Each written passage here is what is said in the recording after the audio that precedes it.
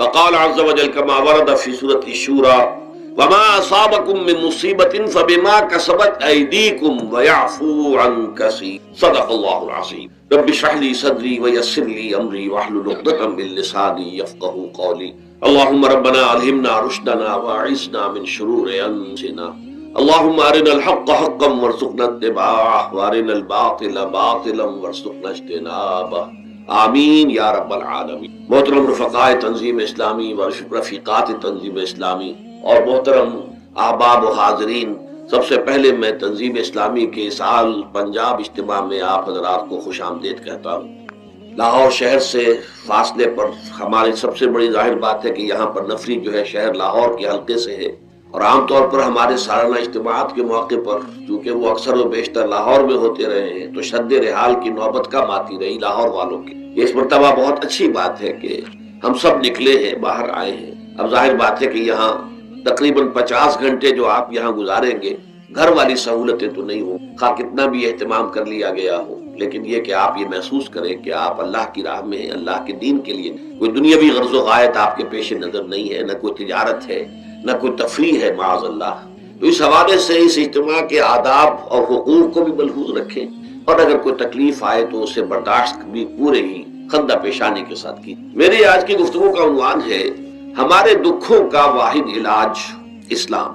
دیکھیے، انسانی زندگی میں دکھ اور سکھ ان کا چوری دامن کا ساتھ ہے۔ دکھ بھی ہے، سکھ، سردی کے ساتھ گرمی بھی ہے، نرمی کے ساتھ سختی بھی ہے۔ ان مع العسر یسرا ان بعد العسر یسرا، یسر کے ساتھ عسر ہے، عسر کے ساتھ یسر۔ لیکن انسان نفسیاتی طور پر متاثر جو ہوتا ہے زیادہ، وہ تکلیف سے ہوتا ہے، دکھ سے ہوتا ہے۔ خوشی آتی ہے تو وہ ایسے گزر جاتی ہے، اس کا وقت کا بھی پتہ نہیں چلتا، گزر بڑی تیزی کے ساتھ وقت گزر جاتا ہے۔ لیکن غم کا معاملہ ہو جائے تو ایک ایک لہجہ جو ہے وہ بڑا کٹھن ہو جاتا ہے۔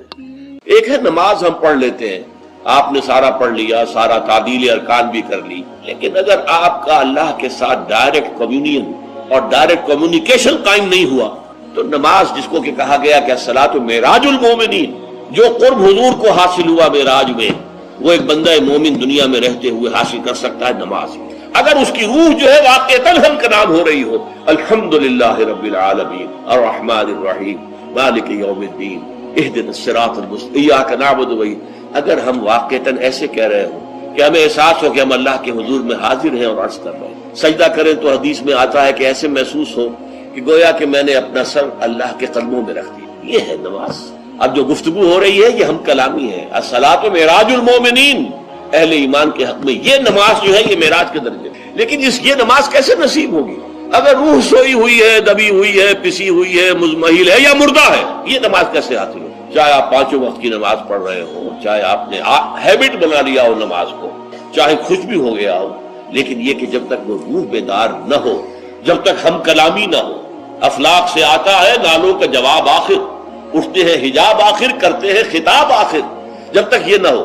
جیسے کہ میں ایک حدیث قدسی انشاءاللہ آج سناؤں گا سورہ فاتحہ کے ضمن میں، کہ اللہ تعالیٰ کے سامنے جب کھڑا ہو کر انسان جب کہتا انی وجہت وجہی للذی فطر السماوات والارض حنیفا، دائیں بائیں سے بالکل اپنا تعلق کاٹ کر میں نے اپنا رخ کر لیا ہے اس اللہ کی طرف جس نے آسمان اور زمین کو پیدا ہے۔ اب یہ توجہ وجہت، اگر یہ تو ہے چہرہ تو ہم نے کر دیا خانہ کعبہ کی طرف، اندر سے ہماری روح متوجہ نہیں ہوئی، وہ سوئی پڑی ہوئی، اسے پتہ ہی کچھ نہیں کہ کیا ہو رہا ہے، تو اس صورت میں وہ کیا ہے؟ ظاہری بات تو پوری ہو گئی، نماز کا ثواب ہو جائے گا، فرض کی ادائیگی کا ثواب مل جائے گا، لیکن وہ اصل نماز تو حاصل نہیں ہے۔ یہ ہے وہ بات کہ وَإِذَا سَأَلَكَ عِبَادِي عَنِّي فَإِنِّي قَرِيبٌ۔ اے نبی، جب میرے بندوں کی روحیں بیدار ہو، توانا ہو جائیں، حیات تازہ سے وہ ہم کنار ہو جائیں، اور پھر وہ میرے بارے میں پوچھیں، وہ میرا تقرب حاصل کرنا چاہتے ہیں، آپ سے پوچھیں تو کہیے میں قریب ہوں۔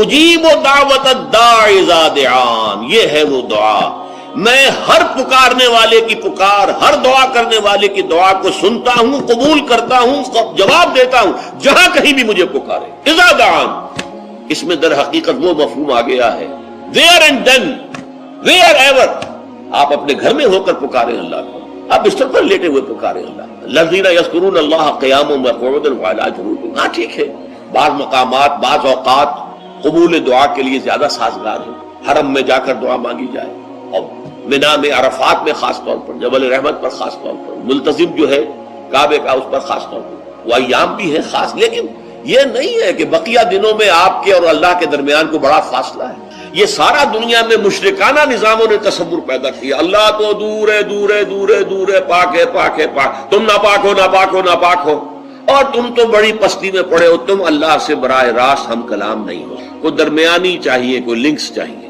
کوئی پجاری ہوگا، کوئی پروہت ہوگا، کوئی پنڈت ہوگا، کوئی پیر ہوگا، کوئی پادری ہوگا، کوئی پوپ ہوگا، اس کے ذریعے سے تم اللہ سے ہم کلام ہو، خود نہیں۔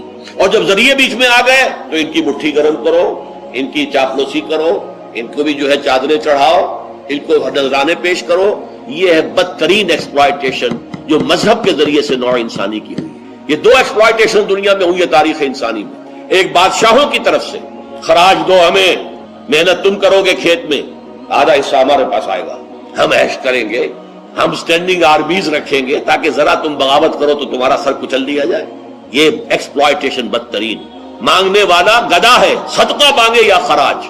دوسری طرف ہم بادشاہ ہیں، ہم چنگر بنسی سورج بنسی خاندان ہیں، ہم راجپوت ہیں، حکومت کرنا ہمارا حق ہے۔ اور یہ پنڈت پروہت جو ہے وہ بھی کہیں گے کہ ٹھیک ہے، نصف لی و نصف لک وہذا قوم جاہلون، یہ عوام جو ہے ان کا خون چوسو، ہمیں یہ نذرانے پیش کریں، بتوں کو آ کے چڑھاوے چڑھائیں اور تمہیں خراج دیں اور ٹیکس دیں۔ They are to be exploited, exploit ہو۔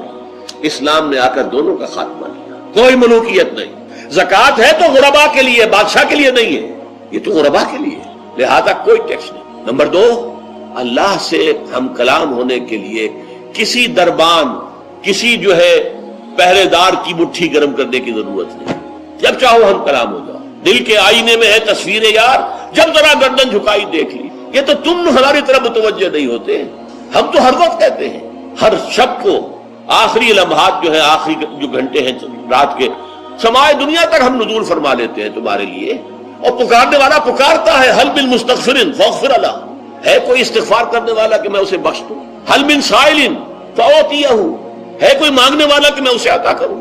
تم ہی سوئے رہتے ہو، الٹا غفیر رہتے ہو، تمہیں ہماری طرف توجہ نہیں ہے۔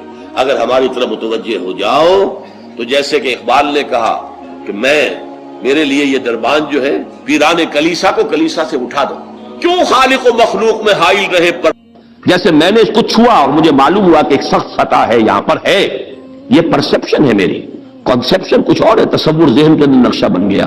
خدا کا تصور ہم قائم نہیں کر سکتے، لیکن خدا کے ساتھ ہمارا جو باطنی رشتہ ہے کہ اندر محسوس ہوتا ہے کہ ہے، جس کی مثال بھی میں نے دی تھی، بعض حضرات کے شاید علم میں نہ ہو، کہ جیسے میں اس وقت اس دیوار کو دیکھ رہا ہوں تو ایک تصور میرے ذہن میں قائم ہوا، دیوار اتنی لمبی ہے، اتنی چوڑی ہے، اتنی اونچی ہے، یہ دیوار جو ہے سفید رنگ اس پر ہوا ہے، میں نے ایک تصور قائم کر لیا۔ فرض کیجئے کہ میں اندھا ہوں، میں نہیں دیکھ سکتا، میں جاتا ہوں اور ہاتھ لگا کر دیکھتا ہوں دیوار ہے، کتنی لمبی ہے مجھے نہیں پتا، اس لیے کہ وہ کانسیپٹ تو صرف میرے اس ٹچ سے نہیں ہو گیا، یہ تو ایک یک رخا، ایک ون سائیڈڈ میرا اس وقت ایک پرسپشن ہے، لیکن ہے، یہ میں جس زور سے کہوں گا ہے، دیوار ہے، تو ذات باری تعالیٰ کے لیے بس انسان کے پاس یہ ہے کہ ہے، دور بینان بارگاہ الست، جس پہ این بردان کہ ہست، بس یہ ہست ہے، باقی کیا ہے کیسا ہے یہ ویسے تو ہم بہرحال مسلمان ہونے کے ناطے اللہ کو ہم مانتے ہیں اسماء و صفات کے ساتھ، تو ہم اس کی صفات کو مانتے ہیں، لیکن تجزیہ کیجئے تو صفات کے بارے میں ہمیں کیا پتا ہے؟ اللہ دیکھتا ہے، کیسے دیکھتا ہے یہ تو نہیں پتا۔